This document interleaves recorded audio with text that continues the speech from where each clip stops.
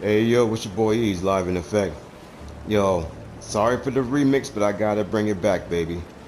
Sometimes when you're wrong, you got to admit it. There was a lot of things in my last video that I forgot to point out because a lot of PC community had to come over and look, which is cool. I'm glad you guys are taking a look at it, but there's some things that you guys missed that is my fault. I didn't put it out there. And for the council community, that's my fault too. I'm I'm misguiding y'all. I led y'all the wrong way. All right, so let's just get to the point of this. When it comes to target farming your gear, you can easily do that.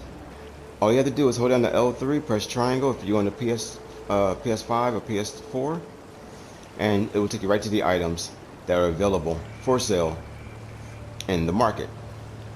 Now, it will show you the item, as in, of course, it will go by the base name, which is Crusader plate.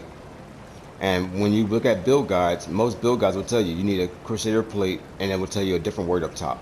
Like this one's a dread, and this one is horror.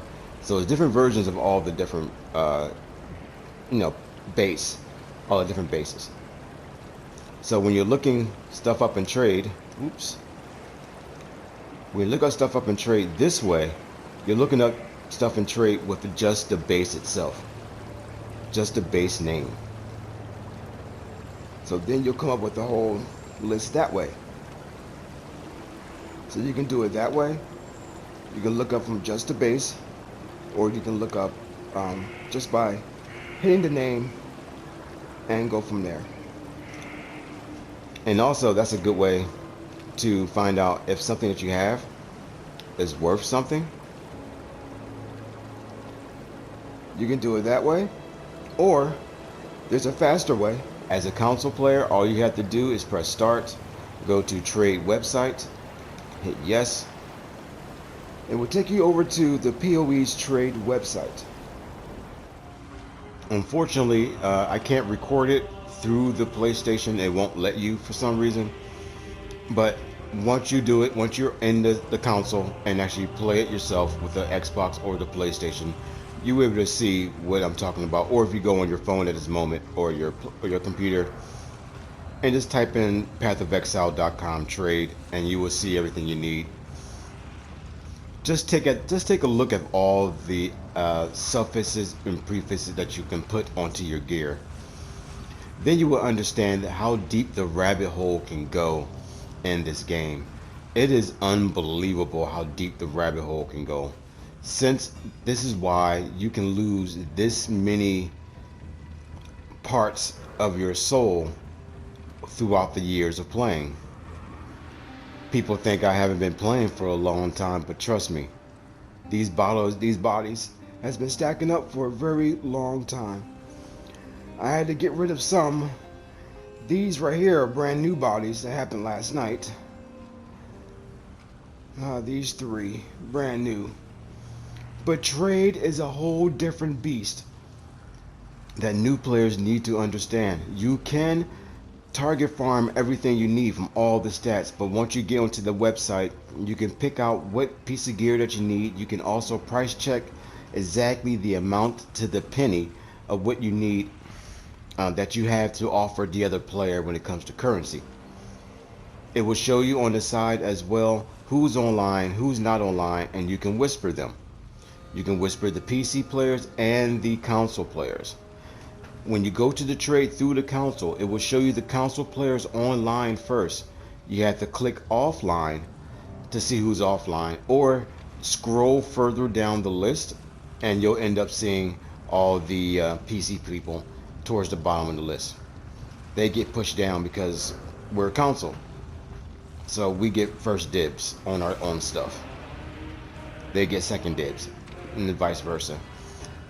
Which is fine because we can trade between ourselves a lot faster than they can with themselves, between the travel time to the actual hideout that they have to do. Remember, we can pick up any of our trades from any neutral zone. We don't have to be at the hideout. A neutral zone is the hideout, the plaza, the front yard, the mausoleum, the mines, the front entrance of the mines.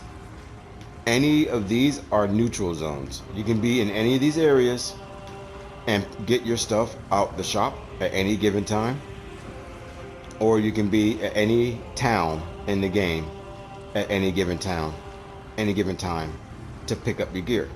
You don't always have to be at your base, and you never have to meet the person that you're buying it from. You never have to worry about him showing up to give you the stuff. You never. So after you finish going through the trade site, you can pick out anything you need. You find out what you want to buy to get it from the person. That rare gear usually going to cost you more than a unique piece of gear, due to the fact that people actually make the rare gear as best as they can possibly make it. They craft it as good as they can make it to make money off of you. And then you have the unique items. They sell at a certain price. Those are mostly set in stone, the unique items, because one, they're normally, there's abundance of the same uniques, or if they're rare uniques, they'll sell it high just because other people don't want to do that type of content. So they'll just sell it high because they know you won't do it, I will, type of factor. So take that into account on when you're looking at prices.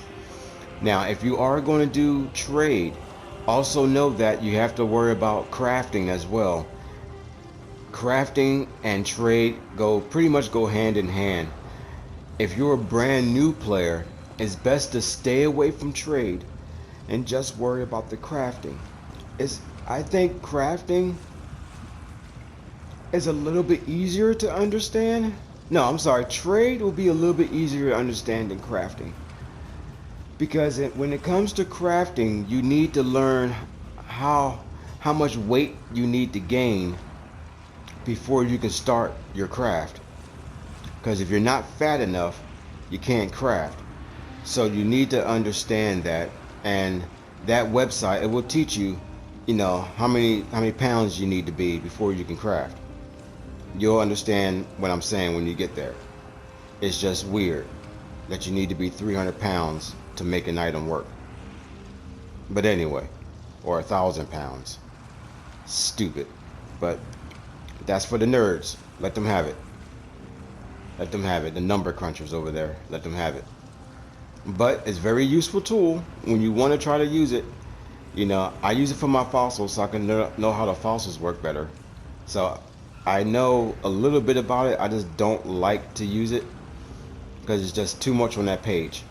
Like I said, this game has a tendency to overwhelm pretty much everybody. That's why the numbers are very low, how many players are actually playing this game. You might think it's a lot of people, but there's not. GGG are very comfortable at a 10,000 player count. As long as they have 10,000 players, their company will stay alive. And that's where they've been. They have maybe about 12,000, 13,000 people playing this game.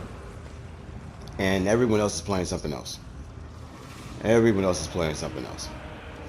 As long as they got that set 10,000 people, this game will last forever. And it's doing great. They have a goal. They kept their goal. And it's perfect. Their game plan is working perfect for them. That's why they're not really worried about newer players coming in. As long as they can keep that first 10,000 happy, the rest of us don't. Who cares? Jump in or get out the boat. That's how they feel about new players. Either you jump in or get out the boat. So take that in consideration, that the game is not meant for a brand new person to a simulator like this. A game that takes as a crafting simulator. Because playing through the story, you don't need to know any of that crap. You need to learn it from endgame on. You need to learn it. That's why I call this the Lost Souls area. Because once all you're doing is this, back and forth, that's when you know something is wrong with you. You have lost a part of you when all you're doing is this. If you're not going anywhere else but left, right, or up, down, and something, you lost a part of your soul. People will say, oh, I played 700, 800, 2,000, 4,000 hours of the game. Those are the people you need to watch out for. new players, and some older players. You need to watch out people who claim or who did play those hours and they brag about those hours. Really watch out for them, because they have no other outside life to worry about. This game is their life. If they had to tell you how many hours they played, that means this game is their only life. Tell you, for me, I don't care how long you played it. If you played 700 hours and the person played 10 hours, as long as you both are having a good time, that's all that should matter. Not who played more hours than who. Does not matter. So when if you're going to go down this rabbit hole, just know it is very deep and you can get lost in it for a long time. For a long time. And it's up to you. It's not a bad thing. It is no way a bad thing. That's why this game is so good at what it does. It keeps your attention because you want to see a little bit down that hole. You want to go, okay, I wonder what's behind door number 10. You know, I want to know what's behind door number 736. I want to know. And that's what makes this game really good. It's not about the drops, really. Because the drops, so many things that drop in this game that you don't really care anymore about what drops in the game. You just know that you're going to pick it up, you're going to sell it for material, and that's the most important part. The stuff that you're using over here is more important than anything else in the game. As long as you can craft stuff, you will have, I think, a better time than anything than trade market. As long as you can craft it. That's me, personally. I'd rather craft it. If I could find it, I'll find it. But if I can craft it, I'll craft it. It all depends on what material I have available to me. And my time. It's always about your time. The best way to play this game is just to play it your way. There's no other way about it. There's so many avenues to take in this game, so many things to do in game that sometimes you just don't want to do them because there's too much to do. I have a lot of things I do like to do. I like my heist, I like my delve, and I stick to that because I find that very entertaining. But then a lot of people like to do these maps, and they like these maps to be more entertaining.